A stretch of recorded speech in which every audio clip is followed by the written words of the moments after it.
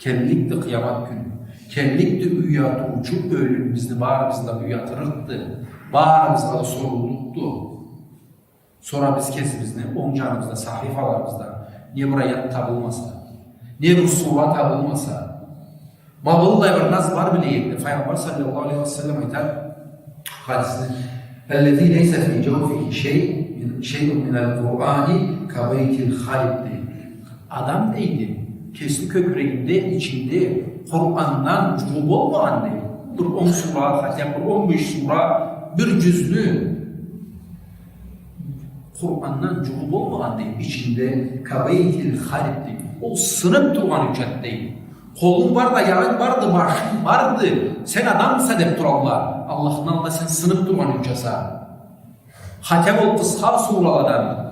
10-15 suranın, 20 suranı caşavlı ol. Allah veriyor, ömründe azbar etergenlik olmayı.